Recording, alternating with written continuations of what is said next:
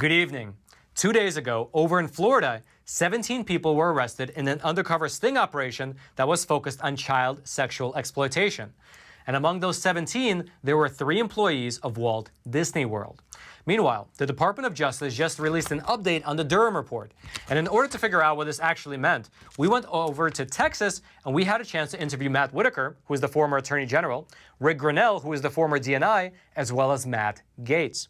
And lastly, over in Pennsylvania, newly uncovered government documents showed that the University of Pittsburgh received millions of federal tax dollars in order to fund their human fetal organ harvesting project, which included getting organs from viable and full-term babies. Let's go through it all together.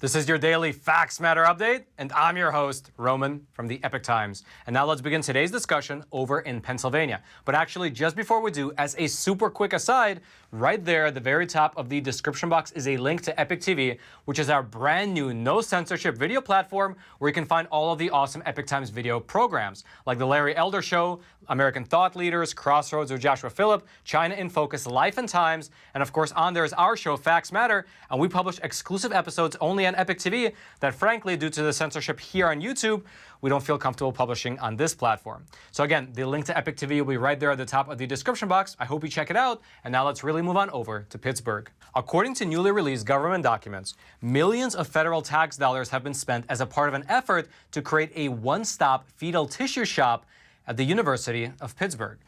Let me just repeat that. According to these documents, which came from the Department of Health and Human Services, nearly $3 million in federal tax funding went to the University of Pittsburgh since the year 2015. And it was spent in order to create a tissue hub for human fetal tissue ranging from 6 to 42 weeks of gestation. And for your reference, by the way, a full-term pregnancy is 40 weeks, typically. And so their research included full-term babies. Now, Judicial Watch, which is a nonprofit watchdog group, they are the ones who actually released these documents. Here's a statement from their president on what they actually found. These documents show taxpayer money is being used to turn the University of Pittsburgh into a one-stop human fetal tissue shop. From procuring the tissue from elective abortions, subdividing the human remains, to distributing and shipping the harvested tissue. According to these documents, which were acquired by Judicial Watch through a FOIA request, through a Freedom of Information Act request, this project over at the University of Pittsburgh, it was aiming to develop a pipeline to acquire, quality control, as well as to distribute fetal tissues as well as organs. And in one of these documents, the university says that they have been, quote, collecting fetal tissue for over 10 years, including liver, heart, gonads, legs, brain, genitourinary tissues, including kidneys, ureters, and bladders. And as disturbing as that may sound to you, there is also a racial component to it as well. Because according to the funding proposal that the school gave to the federal government, they included a racial target for these body parts. That's right, they included a racial target for aborted babies. Here's how the Judicial Watch president described the findings within that proposal. The University of Pittsburgh proposal also included a racial target for harvesting of human fetal parts. Of its planned aborted subjects, the University of Pittsburgh desired 50% to be minority fetuses. The proposal suggests that the subjects be diverse because Pittsburgh is diverse. The U.S. Census Bureau shows the city of Pittsburgh is close to 70% white. Now, a spokesperson for the university responded to these findings and justified their research this way. This grant-supported research is to find new therapies for diseases of the kidneys, bladder, and urinary systems, which are a leading cause of organ failure. By providing a central hub for researchers across the country, this program allowed scientists across the country to access tissue necessary to tackle this growing public health concern. Researchers have no part in any decisions as to the timing, method, or procedures used to terminate the pregnancy. All tissue was obtained in compliance with the Pennsylvania Abortion Control Act, as noted in the grant. Now, the timing of the release of these documents is quite interesting. They were released just a few months after Javier Becerra, who is the new Secretary of Health and Human Services, after he ended the Trump-era regulations which limited fetal research on tissue like this. In fact, back in April, the NIH, which is the National Institute of Health, they said that they would end both a ban on research funded by the NIH using fetal tissue procured from elective abortions and regulations requiring prior ethical review on such studies. Meaning, in plain English, that research on aborted baby parts is once again now allowed, and then ethical reviews prior to such research is no longer required. In fact, here's specifically what the statement from the NIH said back in April. NIH reminds the community of expectations to obtain informed consent from the donor for any NIH-funded research using human fetal tissue and of continued obligations to conduct such research only in accord with any applicable federal, state, or local laws and regulations. Now, if you'd like to read more about these findings, including these newly released government documents, I'll throw all of that into the description box below this video so you can read at your own leisure. And now, before we move on over and discuss the recent update in regards to the Durham report, I would like to take a quick moment and introduce our sponsor for today's episode, and I'll do so from the sound booth. That's right, Roman. Although today we're not in the sound booth, we're in a living room looking area. In fact, take a look at this. So this right here is what's known as a US dollar. And in my opinion, with the way that the government is acting right now, printing these things into oblivion, unfortunately, within probably one generation, this is just my opinion, I don't give any financial advice, but this likely will not be the world's reserve currency any longer. Which is why every single month what I do is I get one of these boxes delivered to me from American Hartford Gold. And American Hartford Gold is a phenomenal gold dealer. They don't only sponsor my channel, they're one of my favorite gold dealers to work with. And every single month, I buy gold and silver from them because I believe that it had value 5,000 years ago, it has value today, and it'll likely have value well into the future. And take a look at these beautiful pieces that they send me. You got these beautiful 1 ounce silver American Walking Liberties here. And then you have this beautiful 1 ounce Canadian maple. I don't know if you can see how shiny that is. It's beautiful. Yeah, and right, if you order from American Hartford Gold, they have a special going on for our watchers, for our viewers. If depending on how much you buy, they'll send you $1,500 worth of free silver, and on top of that, they'll send you a very special gift right here. I'll take a look and show you what it is. By the way, American Hartford Gold, they have an A+ rating with the Better Business Bureau. They're super friendly and nice to work with. When you call them, not only are their staff friendly, but if they put you on hold, their hold music is a speech from Ronald Reagan, so I never even mind when I have to hold it a little bit. And yeah, they're just awesome. They can send you physical gold and silver to your doorstep, or they can deposit it directly into your IRA account, making the whole thing super simple. And not only will they send you free silver, they'll also send you this hat, which has written on it everything you need to survive a crisis: God, gold, and guns. So claim your $1,500 worth of free silver and your free hat. You can click on the link in the description box below, or give them a call at 866-242-2352, or text Roman to 65532. Now, Roman in the studio, back to you. And now let's talk a bit about John Durham. If you remember, during the 2016 election, the FBI engaged in something that they internally dubbed Operation Crossfire Hurricane. That was their code name for a counterintelligence operation that they were running against the Trump campaign and some of its associates. Basically, it was what's colloquially known as the Trump-Russia probe, or Spygate. However, the investigation was riddled with errors. The Mueller report found that there was no actual evidence of Russian collusion, and the question remains to this day as to whether the spying was actually properly predicated. Because once again, to this day, no one has really been held accountable for what happened, and the whole operation remains clouded in mystery. Now, the only person who is still investigating this whole thing is John Durham, who was assigned to lead this investigation as a special counsel by William Barr. However, even though he has been investigating this matter for about 2.5 years now, we have not heard much from him. In fact, over all this time, he has only brought forth one criminal referral against a single FBI lawyer for altering an email. Now, this radio silence from John Durham has caused President Trump to recently make this statement. Where's Durham? Is he a living, breathing human being? Will there ever be a Durham report? And so, following that statement from President Trump, 2 Republican senators reached out to the Department of Justice and they asked for an update into the investigation. That was back in June. And the Department of Justice just responded to them with this letter right here. In fact, let's go through some of the relevant parts together. It says, quote, Special Counsel Durham has been conducting his investigation with his own staff. Pursuant to the Special Counsel regulations, Mr. Durham is not subject to the day-to-day supervision of any official of the department. In addition, you have asked about the status of Special Counsel John Durham's investigation and when it will be completed. Because the Special Counsel's investigation is ongoing, we cannot comment on the investigation or when it will be completed. And so to pause here for a moment, this confirms that the investigation is still in fact ongoing and, according to what they say at least, is being conducted independently of DOJ officials. Now, the letter then goes on to say that once the report is released, it will likely be made public, meaning that it won't just stay within the department, and once it actually comes out, common plebes like you and me will likely have access to it. And so given that this was pretty much all the letter actually said, I took a great opportunity while I was down in Texas, and I sat down with 3 people. I sat down with Matt Whitaker, who is the former acting attorney general under President Trump. I sat down with Rick Grinnell, who is the former acting director of national intelligence under President Trump. And I sat down with Matt Gaetz, who is a congressman from Florida, and I asked them to give us some insight into the Durham investigation. And here's what they said. You know, I know John Durham, and I worked with John Durham while I was in the Trump administration. He was a U.S. attorney in Connecticut, and we had him do a investigation unrelated to sort of the Crossfire Hurricane and all of the Russia collusion fable. What I know about what John's doing is, you know, he's trying to get to the origins of the how it all started. Look at the predication. The IG looked at the predication, said it was flimsy, but there was something there.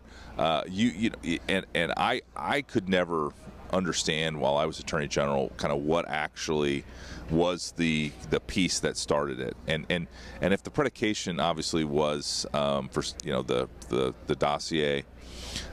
That's obviously was all false and could easily be dispelled without much effort at the end of the day. If you look at all the allegations, salacious and non-salacious, whether it's the Carter Page stuff or whatever. And so, I think peeling back that onion is what John is doing, and seeing every step of the way the decisions that were made, were those kind of reasonable and necessary, or were laws broken by individuals, and then holding those individuals accountable. It's sad to think that in our country, in the United States of America, that we would have FBI officials that knew that the Steele dossier was part of the DNC Hillary Clinton opposition research dump, largely, if not almost all, untrue. The FBI were told specifically from sources that the Steele dossier was not true, and yet they continued. The leadership of the FBI continued down this road. They didn't share that information with the courts. They were not transparent with the courts. And I think that people need to be held to account. It is unacceptable to have the weaponization of government agencies against political opponents, and that's exactly what happened. Yeah. What's going on with the counter investigation? Because, I mean, Bob Mueller and John Durham, essentially they have the same title now, right? Special counsel. They're both special counsel. But it seems like when Bob Mueller was conducting his investigation, there were regular updates, there were regular leaks. But with John Durham, it seems like it's a veritable ghost town. Do you know anything about what's happening? Well, I certainly like the fact that there are no leaks, because I think that while our appetite to find out what's going on is high, we should not be having leaks. There shouldn't be, individuals spinning through partial information outcomes. I like the fact that there hasn't been leaks, but it's now lingering. It's been too long, and delayed justice means sometimes no justice. But I just sense that once the Biden administration took over, that they've kind of swept it under the rug. That that John is no longer the U.S. attorney in Connecticut. He's probably been denied resources. But he's going to have to speak to that. And if you don't have the resources to conduct a massive investigation, to travel where you need to travel, to have the agents do the interviews they need to do, it just grinds everything to a halt. And so, my fear is that it's just going to wither on the vine, because Merrick Garland and the Biden administration has no interest in really actually getting to the bottom of that and holding people accountable. And I think that's sad for America. I think that shouldn't be the way it should be.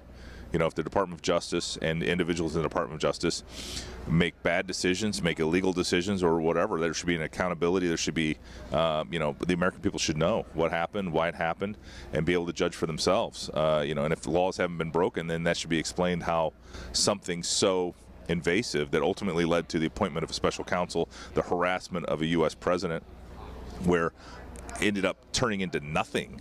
that should be explained to the American people. So from your perspective, from having been not only inside the department but running the department, how is it? So you said that they might wither on the vine and they don't have the resources, but it seems like Mueller was the special counsel and under a Republican administration, but he was given the resources. So why is it the case? What kind of mechanism is in place that would deny the Well, I mean, ultimately it's up to the discretion of the Attorney General. And before I was ever into the Trump administration, I was a CNN contributor.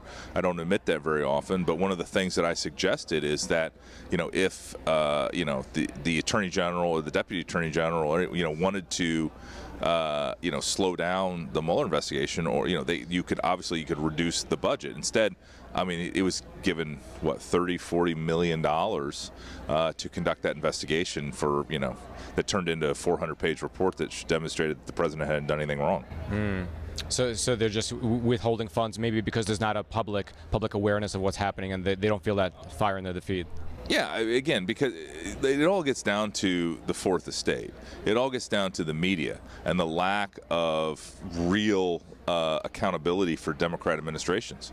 When presidential candidates are asked what kind of, what flavor, their favorite flavor ice cream, instead of, really pressing issues, when they, really aren't as tough on China and Russia as the Trump administration was, when these kind of things are obfuscated or ignored or otherwise not, brought to light. I mean, it creates a false narrative, and we live in this world of just this complete false narratives that are created by the media.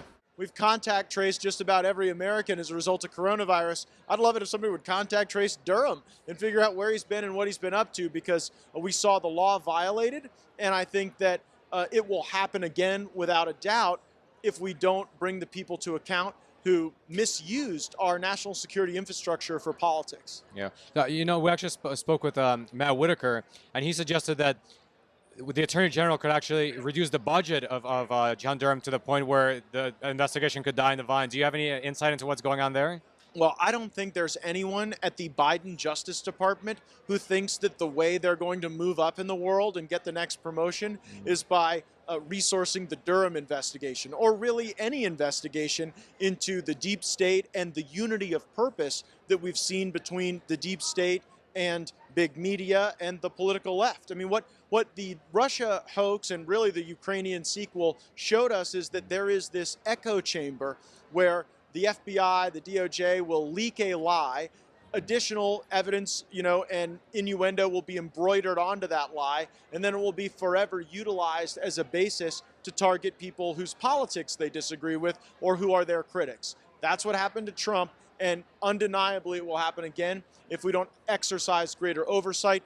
By the way, if you would like to check out any of those interviews in full, I'll be publishing them all over on Epoch TV within the next few days. And so you can check them out over there. Again, the link will be right there at the top of the description box. Also, we here at the Epoch Times spent several weeks digging through all of the publicly available information about what John Durham has been up to, and we put together this timeline, which gives you a step-by-step breakdown of what we know thus far. Because even though the Durham report has yet to be released, there are a ton of clues which allow us to get a glimpse into what is actually happening behind the scenes. And these clues include things like statements that were made by William Barr, John Brennan, and Bob Mueller. It includes memos, reports, and emails from the Justice Department. And it also includes subpoenas, which give us a glimpse into where the investigation is actually going. I mean, the whole thing is still very mysterious, but what we did was we took all the facts that we can gather, we put them into chronological order, and then we put it all into a giant timeline so you can get a sense for what is actually happening. In fact, I'll throw a link to that timeline into the description box below this video so you can go deeper whenever you'd like. And all I ask in return is that you smash that like button, because it goes without saying that videos that are like this, talking honestly, openly, and transparently about what is happening in this world, are routinely censored by big tech giants like YouTube. However, when you smash that like button, you are forcing the YouTube algorithm to share this video out to potentially thousands of more people, letting the truth be known far and wide. And now let's move on over to Missouri. 2 days ago, the governor of Missouri announced that he has issued a full pardon to the McCloskeys.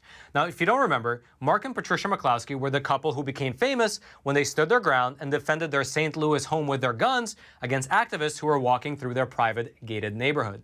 And in case you don't know, earlier this year, after going through a lot of legal back and forth, the McCloskeys ultimately pleaded guilty to several misdemeanor charges. In terms of what those misdemeanors actually were, Mark McCloskeys, who is a lawyer by trade, he pleaded guilty to a Class C misdemeanor of 4th-degree assault, while his wife, Patricia McCloskeys, pleaded guilty to a Class A misdemeanor of 2nd-degree harassment. They were ordered to pay the maximum fines of $2,000 and $750, respectively. Now, in explaining why they actually pled guilty, Mark McCloskeys went on Newsmax and he said this: "Prosecutors dropped all the felony charges, all the gun charges, and charged me with a crime that said I purposely placed other people in apprehension of imminent fear of physical injury. And by God, I did it. That's what the Second Amendment was there for, and I couldn't say no to that one. We saved the city of St. Louis the expense of pursuing this nonsense, and then we'll move forward." However, as of 2 days ago, the governor of Missouri has pardoned the couple of all charges. And actually, this pardon has been a long time coming, as the governor actually said this all the way back in July of last year. They had every right to protect their property, their home, just like any of us would. If you had a mob coming towards you, whether they tore down a gate or not, when they come on your property, they don't have a right to do that in an aggressive manner. People have a right to protect themselves, their families, their property. And now, in terms of the next steps for the McCloskeys, well, Mark is running for a seat over at the U.S. Senate. And we here at the Epoch Times, we actually got a chance to speak with Mark McCloskeys, and here's how he described his decision to run. When Roy Blunt announced he was not going to run for re-election, people started asking whether or not I had an interest in it. You know, I've been a lifelong Republican, but I've never had any particular desire to run for office. In fact, if you asked me a year ago today what I wanted most in the world, I'd say for the world to leave me the heck alone. I like peace and comfort, but the world chose differently. I didn't think that having 300 to 500 angry rioters break down my gate was a good thing, but maybe in the long run, it will turn out that way. If you'd like to read more about the McCloskeys case, including this new pardon that they received from the governor, all those links will be down there in the description box below this video for you to check out. And now let's move on over to Florida. It was just announced 2 days ago that 17 people were arrested in an undercover sting operation focused on child sexual exploitation. And among those 17 who were arrested, there were 3 employees of Walt Disney World. Now, this sting operation took place over the course of 6 days, and it was dubbed Operation Child Protector. And during this operation, law enforcement officers posed themselves as children on social media platforms, on mobile apps, as well as on dating sites in order to suss out potential predators who prey on children.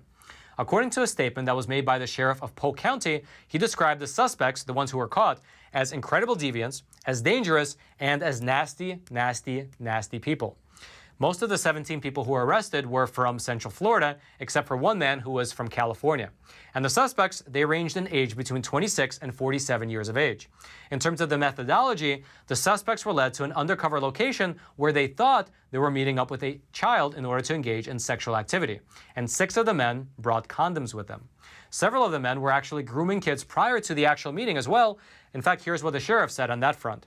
Some of these suspects transmitted pornographic images while grooming and soliciting the children online, and they were appropriately charged for that as well. Now, as I mentioned earlier, 3 of the suspects were current employees of Walt Disney World. 2 of them were custodians, and another one was a lifeguard. And they were all caught trying to solicit sex from a 13-year-old child. Furthermore, the sheriff said that one of the suspects was HIV positive. Here's what he said. "Did you hear what I'm telling you? He's HIV positive. He showed up to have unprotected sex with what he thought was a child, with a little girl. Fortunately, our detectives were there instead of a 13-year-old child."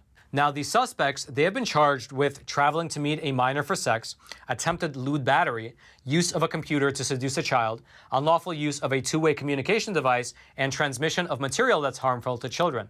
If you'd like to know the details of each individual and the charges that are levied against them, I'll throw the link to the Polk County Sheriff's website down in the description box below this video for you to check out. And now lastly, as we've already mentioned in several previous episodes, on the very same day that Joe Biden was sworn into office, coincidentally, YouTube made the unilateral decision to demonetize our program. We can now no longer run any ads before, during, or after our episodes, and the Super Chat feature has just been disabled. They essentially snuffed out our ability to monetize our content. However, we here at the Epoch Times, we didn't take this lying down, and instead we created something very cool. It's called Epoch TV. It's our brand new, no censorship video platform where you can find all of the awesome Epoch Times video programs, like The Larry Elder Show, American Thought Leaders, Crossroads with Joshua Phillip, China in Focus, Life and Times, as well as our show Facts Matter. And once again, on there we publish exclusive episodes as well as full-length interviews that, frankly, due to the censorship here on YouTube, I just don't feel comfortable publishing here on this platform. The link to Epoch TV will be once again at the top of the description box. I hope you click on it. I hope you check it out. I hope you subscribe. And I hope that you join us on this journey of exploring this beautiful, beautiful world through honest journalism that's based in truth and tradition. Now, lastly, if you haven't already, smash that like button for the YouTube algorithm. Subscribe to this YouTube channel if you haven't already in order to get this type of honest news content delivered directly into your YouTube feed while you still can. Also, if you're already subscribed, just double check that you're still subscribed, because sometimes I get messages saying that YouTube mysteriously unsubscribes our fans. Also, hit that notification bell. That way you'll get instant messages whenever we publish new content. That way you'll never miss a beat. Also, if you have an Instagram account, follow me over at Epoch Times Roman. I publish behind-the-scenes research as well as spicy memes. And then, until next time, I'm your host, Roman from the Epoch Times. Stay informed and stay free.